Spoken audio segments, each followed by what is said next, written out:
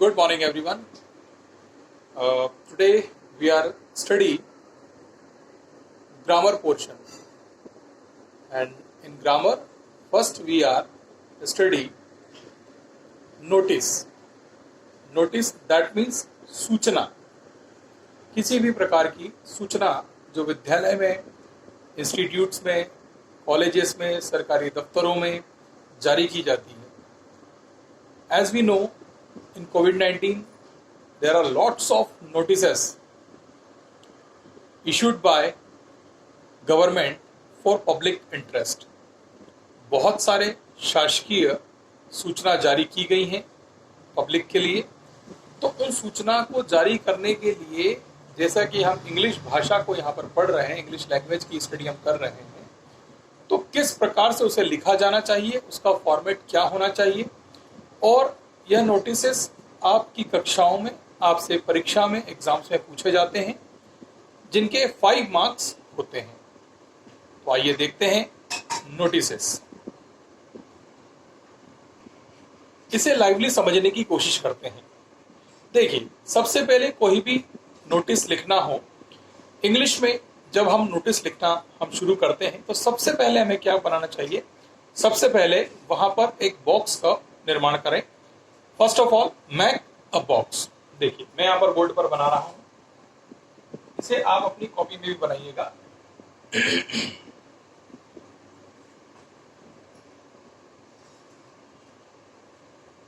इस तरह से आप बॉक्स बना लें. बॉक्स के निचले हिस्से को खुला छोड़ दें, क्योंकि हमें मालूम नहीं होता है कि हम कितना नीचे तक लिखते हुए जाएंगे, और उसके बाद में अगर फिर आपको लाइन को मिटाना होगा और फिर से आपको दूसरी लाइन ड्रॉ करनी होगी. So MAC that type. उसके बाद ये बॉक्स बनाने के बाद में बॉक्स के सेंटर में यहां पर कैपिटल लेटर्स में नोटिस लिखें. कुछ फॉर्मेट्स में सबसे पहले यहां पर इंस्टीट्यूट्स, कॉलेजेस का नाम भी आता है, तो वरी करता है. ठीक है, ऐसा जरूरी नहीं है कि मैंने जो बताया है वो गलत हो. ठीक है, कई बार यहां पर इस पोर्शन पर नोटिस लिखा हुआ आता है.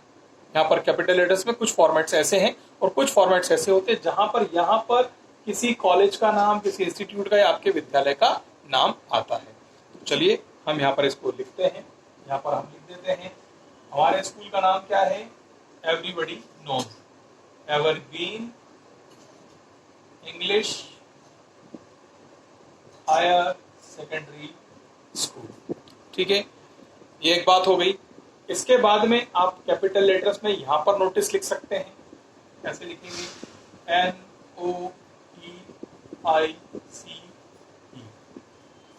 ये हमारा दूसरा काम हो गया. और ऐसा देखा जाए तो तीसरा काम. पहला काम हमारा क्या था? बॉक्स बनाना. दूसरा काम क्या था? यहाँ पर संस्था का नाम लिखना, इंस्टीट्यूट का, विद्यालय का, कॉलेज का नाम. उसका कैपिटल लेटर्स में क्या लिखना है? यहाँ पर नोटिस लिखना. इसके बाद में लेफ्ट हैंड साइड, बाएं हाथ की तरफ लेफ्ट हैंड साइड पर क्या लिखेंगे? आप नोटिस के बाद डेट लिखेंगे. यहाँ पर हम डेट मेंशन कर देते हैं. What the date today? English में डेट इस तरह से लिखी जाती है, 15 सितंबर 2020. ठीक है, हालांकि यहाँ तक नहीं आएगी, छोटा सा कॉलम है, बोर्ड छोटा है, दैट्स व्हाई आपको ऐसा दिख रहा है, अदरवाइज सिर्फ यहीं पर रहेगी. ठीक है, अब यहाँ पर हमने क्या मेंशन कर दिया? डेट मेंशन कर दी. अब यहाँ पर जो है हम लिखेंगे हेडिंग. यहाँ पर क्या आएगी? हेडिंग. अब हेडिंग का क्या मायना है? यहाँ पर हेडिंग की क्या जरूरत है? तो देखिए, अगर मान लीजिए कि मेरी विद्यालय से छुट्टी हुई है, नोटिस बोर्ड पे कोई नोटिस लगा हुआ है, तो यहाँ पर हेडिंग नहीं है, तो मुझे पूरा नोटिस पढ़ना पड़ेगा, तब जाकर के मुझे समझ में आएगा कि नोटिस में एक्चुअली दिया क्या है, क्या भेजा गया है नोटिस में. तब हमें क्लियर हो पाएगा, अदरवाइज हमें कुछ भी क्लियरिटी नहीं होगी. तो मैं अगर यहाँ पर हेडिंग डाल देता हूँ कि ये नोटिस क्या है? 12वीं कक्षा के छात्रों के लिए, notice for only 12th class student, तो सिर्फ 12th क्लास के स्टूडेंट ही इसे पढ़ेंगे. नोटिस फॉर स्कॉलरशिप, स्कॉलरशिप के लिए, छात्रवृत्ति के लिए नोटिस है, सूचना है, तो जिनको छात्रवृत्ति मिलती है या जिनको इस वर्ष से मिलने वाली है, केवल वही छात्र उसे पढ़ेंगे और पूरा पढ़ने की कोशिश करेंगे. मुझे नहीं मिलती है तो मैं बिना पढ़े चले जाऊंगा.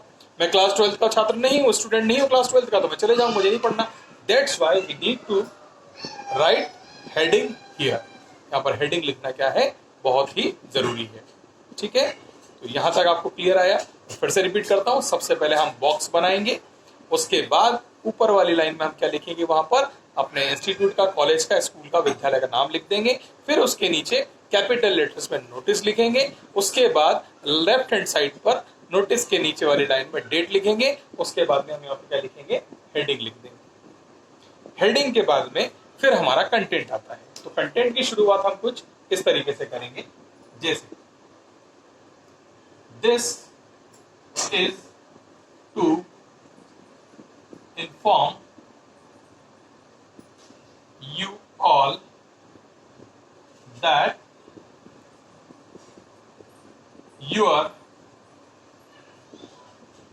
doubt session will start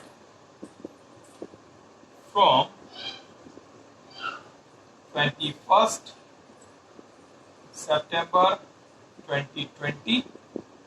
ठीक है, देखिए अभी जो एक सूचना गवर्नमेंट की तरफ से आई है उसके विषय में मैंने यहाँ पर लिख दिया है, जस्ट फॉर द क्या बोल सकते हैं हम, एक प्रैक्टिकली हम यहाँ पर इसको ले रहे हैं, एक for the example. This is to inform you all that, आप सभी को यह सूचित किया जाता है कि यूर डाउट सेशन, आपका जो डाउट सेशन है, जो आपका संदेह है, आपको स्टडी में जो प्रॉब्लम्स है, जो इश्यूज हैं, उनको क्लियर करने के लिए doubt session will start from 21 सितंबर 2020। पर डाउट सेशन जो है, शंका समाधान का जो एक हमने रखा है, वो सरकार ने रखा है 21 सितंबर 2020 से शुरू होने वाला है। ठीक है, यहाँ तक क्लियर हो गई कहानी। ये क्या हो गया, हमारा कंटेंट हो गया। नोटिस का कंटेंट छोटा होना चाहिए। ठीक है, उसके विषय में भी मैं आपको जानकारी दे देता हूँ। ठीक है, आप इस वीडियो को देखते रहिएगा तो आपको क्लियर होता रहेगा। नोटिस का मतलब सूचना देना होता है। अब सूचना देने का मतलब ये नहीं होता कि आपने पूरा 1 पेज 2 पेज भर के दे दिया। सूचना है, क्योंकि अगर आपने 1 पेज 2 पेज भर दिया तो निबंध हो जाएगा, ऐसे हो जाएगा। तो हमें सूचना बहुत ही कम शब्दों में और कम शब्दों में अपनी पूरी बात चली जाए, ऐसा हमें कहना चाहिए। देखिए, एक हम लोग जो जनरली देखते हैं, एक शोक पत्र आता है ना, किसी की मृत्यु हो जाती है, उसके बाद में उनके घर से शोक पत्र दिया जाता है, वो भी एक सूचना ही है। कितना छोटा सा लेटर होता है, पत्रिका तो बड़ी बड़ी होती है, लेकिन शोक पत्र कितना होता है, बिल्कुल छोटा सा।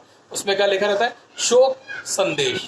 संदेश मतलब सूचना, इंफॉर्मेशन, नोटिस। आपको हम सूचना दे रहे हैं कि अत्यंत दुख के साथ सूचित किया जाता है कि हमारे ये इनका देहांत इस तारीख को हो चुका है और उनका उत्तर कार्य अब होगा। उसमें कोई ऐसी प्रार्थना नहीं होती कि आपको हम इन्विटेशन दे रहे हैं, आप आइए, खुशी की बात तो है नहीं, है ना। तो यहाँ पर उसको खत्म कर देते हैं। शोकाकुल मतलब उस फैमिली में जिन लोगों को दुख हुआ है उनके नाम नीचे आ जाते हैं, 1-2 लोगों के नाम दे देते हैं, सरनेम के साथ में परिवार लगा दिया जाता है। जैसे मैं अपनी बात करूं तो अगर मेरे यहाँ पर किसी का होगा तो मैं लिख दूंगा शोकाकुल समस्त कटियार परिवार, खत्म हो गई बात। अब आते हैं पत्रिका पर। पत्रिका भी क्या सूचना देने का एक माध्यम है, नोटिस देने का माध्यम है, लेकिन उसको क्या एलोबरेट करना पड़ता है, सारी चीज उसके अंदर डिटेल देना पड़ती है। हल्दी कब लगेगी, मंडप कब होगा, मायन पूजन कब होगा। लेकिन इससे लोगों को कोई मतलब है क्या, गेस्ट को लेना देना नहीं। भाई मेरे यहाँ पर पत्रिका आ गई तो मैं सबसे पहले देखूंगा खाना कब है। दिस इज अ ट्रेंड, क्योंकि हम लोगों को उनकी हल्दी मिट्टी और तेल मायन पूजन, इससे हमें क्या लेना देना है। हमें तो इस चीज से मतलब है दूल्हा दुल्हन स्टेज पे कब बैठेंगे, भाई इस दिन बैठेंगे, कितनी बजे से बैठेंगे, रात को 8 बजे से बैठेंगे, और खाना कब है, रात को 8 बजे शुरू है। या कई लोग क्या करते हैं, उसको अच्छा लुक देने के लिए, अच्छा पढ़ने में अच्छा लगे, तो ढलती शाम से चांदनी रात तक और न जाने क्या क्या तरीके से बोलते हैं, वो भी एक सूचना ही है। इसलिए नोटिस कैसा होना चाहिए, बिल्कुल शॉर्ट एंड स्वीट, बिल्कुल छोटे से हम अपनी बात पूरी कह देना। अब यहाँ पर देखिए हमने क्या कह दिया, this is to inform you all that your doubt session will start from 21 सितंबर 2020। आपका जो शंका समाधान वाला जो विषय है उसको हम 21 सितंबर से डाउट सेशन जो है सरकार की अनुमति के बाद में शुरू करने जा रहे हैं। ऐसा यहाँ पर हमने क्या कर दिया, सूचना कर दिया। अब हमारे पास बात आती है कि हम इसे माने क्यों माने, क्योंकि यहाँ पर क्या होना चाहिए, अभी तक हमने कुछ लिखा ही नहीं कि भाई किसने दिया है। तो यहाँ पर क्या होगा, हमें उस व्यक्ति का नाम लिखना पड़ेगा और उस व्यक्ति का पद या डेजिग्नेशन जो होती है, जो उसकी पोस्ट होती है, वो यहाँ पर हमें लिखना पड़ेगी कि आफ्टर ऑल किसने भेजा है। तो जैसे मान लीजिए कि हम यहाँ पर नीचे लिख देते हैं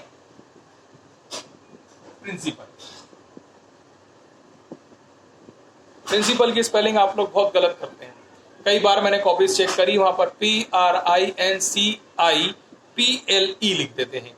ये विज्ञान के अंदर जो सिद्धांत होता है उसकी स्पेलिंग है। कभी भी प्रिंसिपल की स्पेलिंग अगर याद नहीं रहती है तो आखिरी में याद रखो पाल, प्रिंसिपाल ऐसे याद करके कर लो उसको कि PAL लगाना है। तो पाल लिखेंगे तो ऑलरेडी PAL आ जाएगा, तो पल ना लगाएं, पाल लगाएं। ठीक है, प्रिंसिपल की स्पेलिंग सही लिखें। अब हमने यहाँ पर जब प्रिंसिपल लिख दिए हैं तो प्रिंसिपल सर का नाम बच्चे को मालूम होता है जिस विद्यालय में वो पढ़ता है, तो फिर यहाँ पर नाम लिखने की जरूरत नहीं होती है। अगर मैं यहाँ पर लिखूं कलेक्टर, तो कलेक्टर कौन से डिस्ट्रिक्ट का वो मुझे लिखना पड़ेगा, तो डिस्ट्रिक्ट का नाम आ जाएगा, इंदौर, देवास, धार जो भी है वहां पर आ जाएगा और उस कलेक्टर का नाम भी आएगा। लेकिन प्रिंसिपल हमारे स्कूल के हैं, वी एवरीबडी नोज कि हमारे प्रिंसिपल सर का नाम क्या है, तो यहाँ पर फिर उनका नाम लिखने की आवश्यकता नहीं होती। अब हमारा नोटिस क्या हो गया, कंप्लीट हो गया। अब हमें क्या करना है, ये वाला जो बॉक्स है इसको यहाँ से नीचे ले आना है और यहाँ से ये वाला बॉक्स उठा के नीचे ले आना है और फिर क्या कर देना है, इसको यहाँ से क्लोज कर देना है। क्लियर है सभी को? इस प्रकार से हमने क्या कर दिया, यहाँ पर नोटिस बना दिया। एक बार फिर से हम इसको रिवाइंड करते हैं। नोटिस बनाने के लिए इंग्लिश में जब हम किसी भी नोटिस को लिखते हैं, चाहे हम 9th क्लास में लिख रहे हो, 10th क्लास में लिख रहे हो, 11th में हो, चाहे 12th में हो, हमारा नोटिस यही होगा। केवल इसके विषय जो है वो आपकी कक्षाओं के अनुसार और आपके माध्यम के अनुसार बदल जाएंगे। जैसे कि अभी जो हमारे यहाँ पर 9th और 11th के स्टूडेंट्स हैं, उनके साथ में क्या हुआ है कि NCERT की बुक्स लग गई हैं, तो उनके क्या होंगे, जो विषय होगा नोटिस देने का वो थोड़ा सा लेंदी होगा। जबकि हमारे 10th और 12th के हिंदी मीडियम के जो स्टूडेंट्स हैं उनके लिए नोटिस थोड़ा सा, उनका जो सब्जेक्ट आएगा वो इजी सब्जेक्ट आएगा। ठीक है, जबकि हमारे 12th के जो विद्यार्थी इंग्लिश मीडियम के जो MP बोर्ड से पढ़ रहे हैं उनके लिए भी विषय क्या होगा, थोड़ा सा टिपिकल आएगा। मतलब हमें यहाँ पर यह देखना है कि हमारे 10th और 12th हिंदी मीडियम के स्टूडेंट्स को छोड़ करके बाकी सभी के लिए ये जो नोटिस है उसका जो सब्जेक्ट होगा वो थोड़ा सा टिपिकल हो सकता है, तो हमें उसके अकॉर्डिंग तैयारी करनी होगी। पहली बात, नोटिस बनाने के लिए बॉक्स बनाएं, भूले नहीं। कई बार हम लिख आते हैं, बॉक्स नहीं बनाते हैं, बॉक्स पेंसिल से स्केल की सहायता से बना करके। दूसरी बात, नोटिस का बॉक्स बन जाने के बाद सबसे पहले ऊपर टॉप पर क्या लिखेंगे, विद्यालय का, इंस्टीट्यूट का, संस्था का, ऑर्गेनाइजेशन का, कॉलेज का, यूनिवर्सिटी का, या एग्जाम में क्वेश्चन के अंदर जो नाम दिया हुआ है वही आपको लिखना है। अगर वहां पर नहीं दिया है तो आप कुछ भी लिख सकते हैं, लेकिन अगर नाम दिया है तो सिर्फ आपको वही लिखना रहेगा। तीसरी बात, उसके नीचे कैपिटल लेटर्स में नोटिस लिखें, NOTICE, ये नोटिस लिखें। फिर चौथी बात, लेफ्ट हैंड साइड पर डेट डालना ना भूलें। ठीक है, अच्छा ये डेट कौन सी होगी, ये डेट वो डेट होगी जिस दिन आपने नोटिस जारी किया है। इस बात पर तो हम चर्चा करना भूल ही गए हैं, तो फिर से चर्चा का विषय आगे बढ़ाते हैं। ठीक है, ज्यादा समय नहीं लूंगा मैं आपका। यहाँ पर आपको समझना ये जरूरी है कि यहाँ पर जो मैंने डेट डाली 15 सितंबर 2020, मैंने ये डेट डाल दी कि आज मैंने नोटिस जारी किया है। हो सकता है कि मुझे आपसे आपके मार्कशीट्स मंगवानी हो, तो मैं फिर यहाँ पर क्या करता, नीचे दूसरी जो है आपको डेट देता कि मुझे 25 तारीख तक, 30 तारीख तक आपके जो फॉर्म्स जाने हैं बोर्ड फॉर्म्स के लिए, उसके लिए मुझे जो आपकी मार्कशीट की आवश्यकता है वो मुझे इतनी तारीख तक मिल जाना चाहिए। क्लियर है? ऐसा तो नहीं हो सकता है कि मैं वहां पर ऊपर वो तारीख लिख दूं जिस दिन मुझे अपनी मार्कशीट्स मंगवानी हो और नीचे वो तारीख लिखूं जिस दिन नोटिस जारी किया।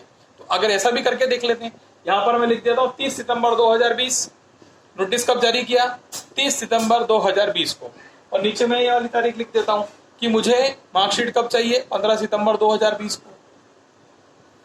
क्या ये प्रैक्टिकली पॉसिबल है?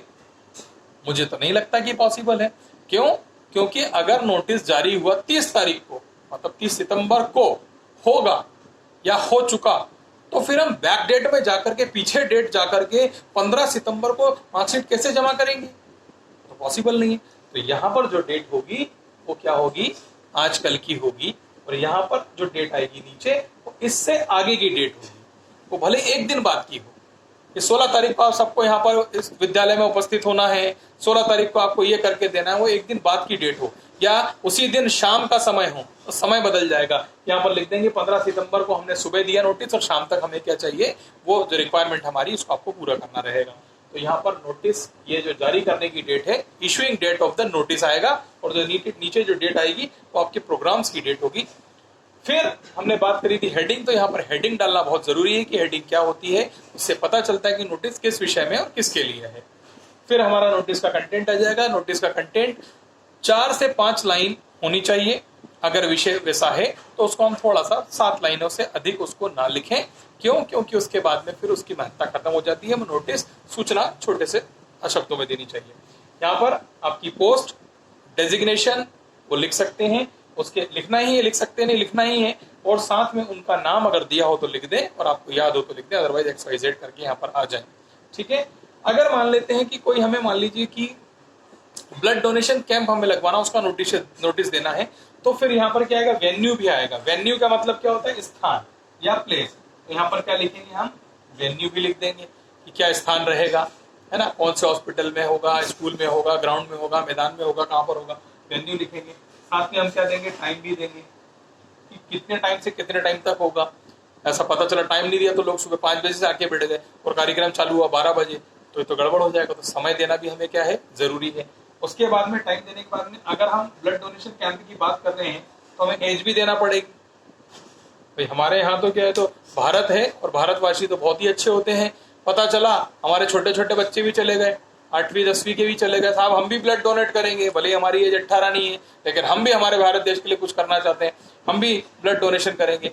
यहाँ पर फिर हमें एज देना पड़ेगा कि 18+, 18 साल से बड़े जो है वही दे सकते हैं। तो ये डिपेंड करता है कि आपको नोटिस में क्या प्रश्न पूछा गया उसके आधार पर। अब यहाँ पर मैं आपको ये दे दिया हूँ, उसके अलावा बहुत सारे आपको एग्जाम्पल्स के साथ में और उनके आंसर्स के साथ में आपको नोटिस प्रोवाइड करवाऊंगा नोट्स के माध्यम से।